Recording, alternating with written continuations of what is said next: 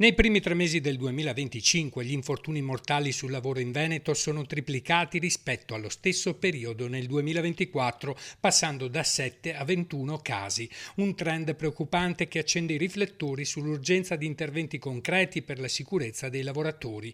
Il 2023, dati INAIL-INPS, ha registrato quasi 50.000 infortuni con oltre 5.000 menomazioni permanenti, 419 esiti gravi e 78 vittime. Sono infortuni che incidono sulla vita della persona, sulla sua vita lavorativa e sulla vita della famiglia, e quindi per noi sono dati che vanno analizzati con attenzione. Per questo li abbiamo messo in rapporto ai dati occupazionali per far emergere quali sono le fasce più critiche. Il rapporto di ricerca degli infortuni sul lavoro evidenzia che, in valori assoluti, gli infortuni colpiscono maggiormente i lavoratori tra i 45 e i 59 anni. L'incidenza maggiore si registra nella fascia tra i 20 e i 29 anni, mentre è più bassa oltre i 60 anni. L'incidenza degli infortuni è più alta per i giovani, per le fasce dai 20 ai 29 anni.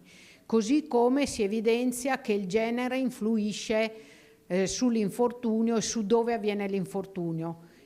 In occasione di lavoro, quindi nei luoghi di lavoro, si infortunano di più gli uomini, in itinere si infortunano di più le donne. Dal punto di vista settoriale, le attività manifatturiere rappresentano il comparto più colpito, con il 36,8% degli infortuni denunciati in ambito industriale. La gestione agricoltura ha registrato 2.080 denunce. In evidenza anche il ruolo della componente straniera. Tra i lavoratori non italiani si registra una presenza maggiore nei settori di servizi di supporto alle imprese, trasporto e magazzinaggio e attività immobiliari.